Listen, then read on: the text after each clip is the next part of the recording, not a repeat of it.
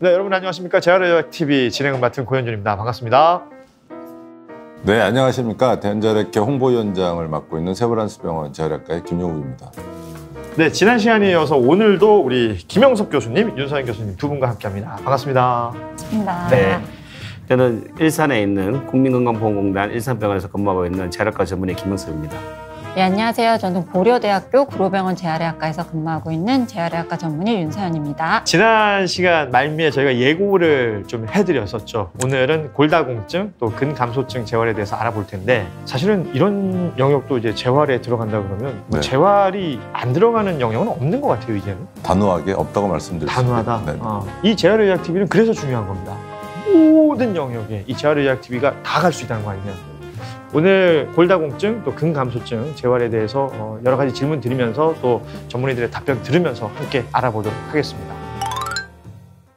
자, 그럼 골다공증 재활 먼저 알아볼 텐데, 근데 이게 제가 얼핏 생각했을 때는 뼈가 약해졌는데 어떤 재활, 뭐 운동 이런 게 하는 게 도움이 될까? 가만히 있고 쉬는 게 도움이 되지 않을까? 이런 생각이 드는데 어때요? 골다공증을 진단받으시면 이제 약물 치료가 시작이 되거든요. 네. 근데 이제 골다공증 자체가 문제라기보다는 골다공증 자체가 경미한 충격에도 골절이 쉽게 일어나는 질환이기 때문에 골밀도를 높이고 근육량을 높여서 그 기능을 호전시키는 게 필요해서 재활 치료를 꼭 하셔야 됩니다. 그 골밀도 검사 결과에 따라서 운동법이 달라지는지 좀 설명해 주시죠. 예. 운동법이 좀 달라질 수가 있는데요. 만약에 이 검사 결과가 정상 범위에 있다 그러면 뼈를 튼튼하게 하는 그런 운동을 해주시면 되겠습니다. 그러니까 가령 예를 들면 뭐 달리기를 한다든지 줄넘기를 한다든지 등산을 한다든지 그래서 중력 자극이 가는 운동을 해주시면 될 것 같고요. 네.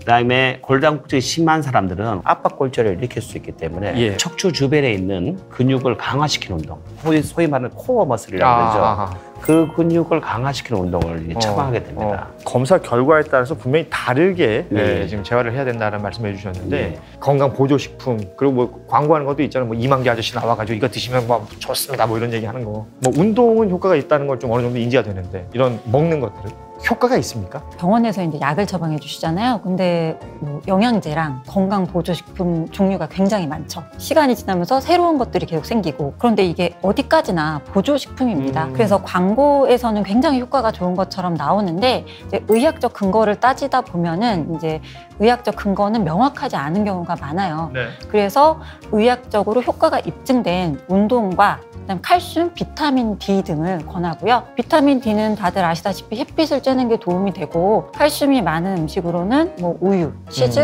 요거트, 콩, 아몬드, 멸치 등과 같이 칼슘 함량이 많은 음식을 드시는 것을 먼저 추천해 드립니다. 골밀도라는 것하고 예. 근육하고는 좀 관련이 있을 텐데 예. 골밀도 증가에 좀 중요한 근육? 뭐 이런 것들이 따로 있습니까? 이 중력 자극이 예. 뼈의 골밀도를 높인다 아주 중요한 역할이에요. 누워 있는 게 편해, 앉아 있는 게 편해. 당연히 누워 있는 게 편하죠. 앉아 있는 게 편해, 서 있는 게 편해. 그럼 당연히 앉아 있는 게 편하죠. 근데 왜 편할까요? 그거는 근육이 일을 안 한다는 이야기거든요. 누워 있다가 앉아 있다 선다는 것은 다 중력에 반하는 근육들이거든요. 그렇죠. 그 근육들이 뭐냐?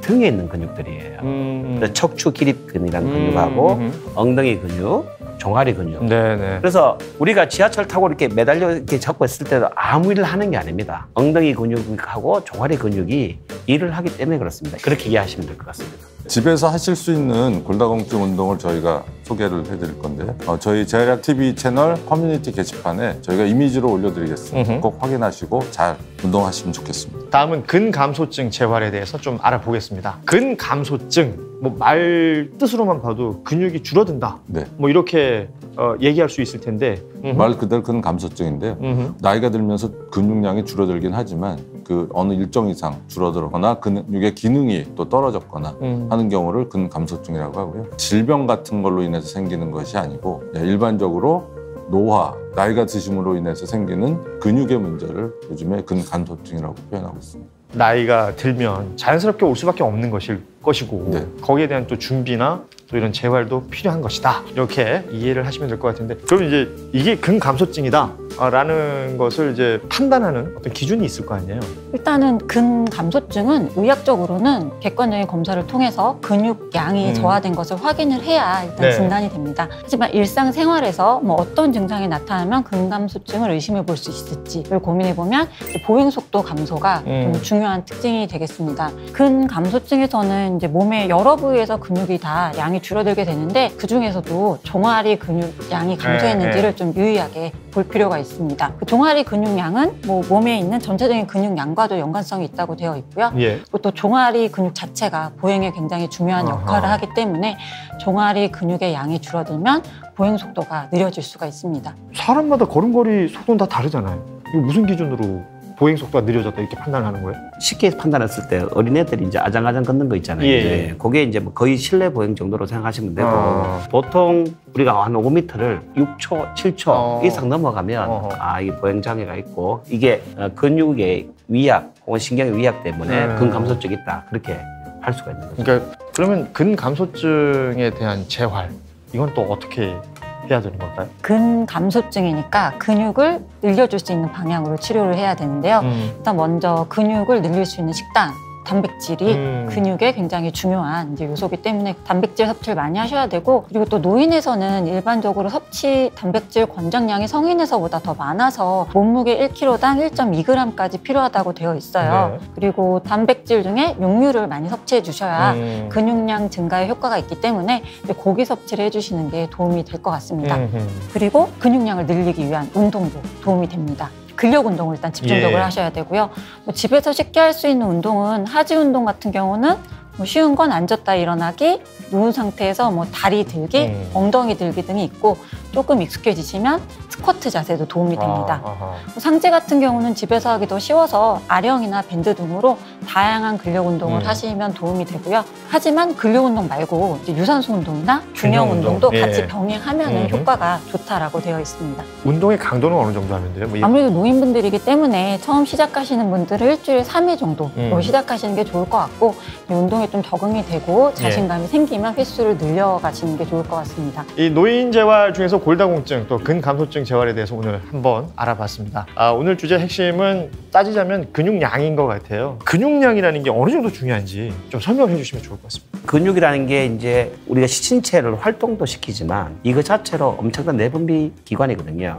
골다공증, 골감소증, 이 모든 것이 운동을 통해서 충분히 극복될 수 있기 때문에 지하철 타기, 계단 오르내리기 이런 걸 통해 가지고 평소에 근육량을 관리하고 강화시키는 게 꼭 필요하다고 그렇게 생각합니다.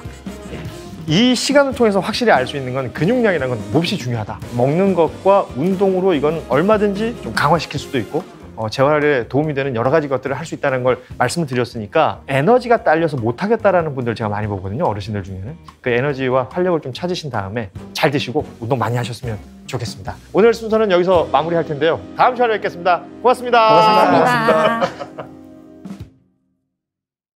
재활의학TV 좋아요, 구독, 알림 설정 부탁드려요. 네.